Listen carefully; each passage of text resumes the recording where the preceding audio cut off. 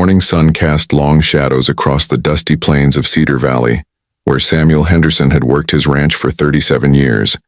And in all that time he had learned that the measure of a man wasn't found in his cattle or his land, but in how he treated those who had nothing to offer him in return. The townspeople of Cedar Valley had been whispering for weeks about the woman living in the abandoned cabin by Willow Creek, and Samuel had heard the stories like everyone else, about strange lights flickering in her windows at night and herbs hanging from her rafters and the way animals seemed drawn to her door. But Samuel had also noticed something else that others seemed to miss. When old Mrs. Patterson's milk cow had fallen ill with fever, the mysterious woman had appeared at dawn with a bundle of plants, and by evening, the cow was standing strong again. And when little Tommy Martinez had broken his arm falling from the oak tree behind the schoolhouse, his mother had found a small cloth bag on their doorstep filled with leaves that, when brewed into tea, had eased the boy's pain better than anything Doc Williams could provide. But fear had a way of spreading faster than kindness in small towns, and by the time autumn arrived, the whispers had grown into accusations, and the accusations had grown into something far more dangerous. Samuel was mending fence posts near the creek when he heard the commotion echoing across the valley and the sound of angry voices carried on the wind like thunder before a storm, and his weathered hand stilled on the wire as he recognized the tone he had hoped never to hear again in Cedar Valley. The mob had gathered in the town square with torches and rope, and at their center stood Ezra Blackwood, the banker who had foreclosed on more farms than any man had a right to, and beside him was Sheriff Morgan, whose badge had been bought and paid for by Blackwood's gold. Samuel dropped his tools and mounted his horse, knowing in his bones that whatever was happening would require a man to make a choice between what was easy and what was right. And in his 62 years he had learned that the right choice was rarely the easy one. By the time he reached town, the crowd had already marched to Willow Creek, and there beneath the old hanging tree stood a woman with silver-streaked hair and kind eyes that held no malice, even as the rope was placed around her neck, and Samuel saw in her face something that reminded him of his late wife Martha, the same quiet strength that spoke of a soul who had spent her life healing rather than harming. Please, Samuel heard her voice carry across the crowd, clear and steady. Despite the circumstances, I'm begging you, but she wasn't begging for her life as the crowd expected. Instead, her eyes found his across the gathering, and in them he saw not fear but hope. And Samuel understood that she was begging him not to save her from death, but to save his neighbors from becoming killers.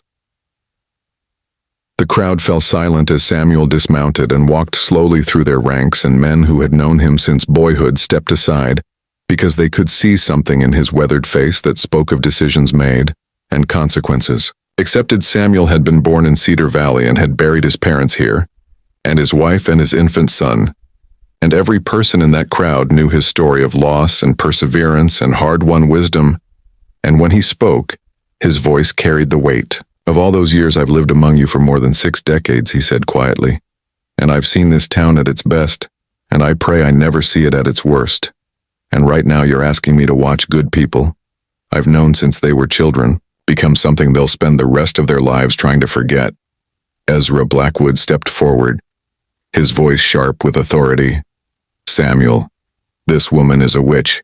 She practices dark magic and corrupts our children and our livestock. Samuel nodded, slowly as if considering the accusation. Then he looked around at faces he had known for decades, at men who had helped him bring in harvests and women who had brought casseroles after Martha's funeral, at children who had grown up playing in his fields. And what evidence do you have, Ezra? He asked gently. Blackwood's face reddened. Mrs. Patterson's cow recovered from illness after this woman visited, and Tommy Martinez's arm healed faster than normal, and strange lights have been seen in her. Cabin Samuel was quiet for a long moment, looking up at the woman whose name he didn't even know, but whose courage had already taught him something about the difference between faith and fear. So she healed a sick cow and helped a child's broken bone mend quickly, Samuel said, and his voice held the patience of a man who had spent decades teaching young horses to trust, and people seemed to find such miracles disturbing rather than grateful. Sheriff Morgan shifted uncomfortably because he had known Samuel since they were boys and had always respected the older man's judgment, but Blackwood's gold had a way of making good men forget their principles. Samuel, this woman practices witchcraft, the sheriff said, but his voice lacked conviction. Samuel, looked at him with the same disappointment a grandfather might show a grandchild who had chosen to steal rather than ask. And in that look, Sheriff Morgan remembered who he used to be before the badge and the bribes. "Tell me," Sheriff Samuel said quietly, "what exactly is witchcraft, and why does healing a cow or easing a child's pain deserve death?" The crowd began to murmur because these were questions that cut to the heart of their fear and forced them to examine whether their anger came from genuine concern or something darker and smaller. Blackwood sensed the mood shifting, and his voice rose with desperate authority. "She consorts with dark forces. Samuel, she threatens everything we hold sacred." Samuel walked closer to the woman hanging from the tree and looked up into her eyes and saw there a peace that he recognized from his own darkest moments. The peace that comes from knowing you have lived according to your conscience regardless of the cost. "What's your name?" he asked her gently.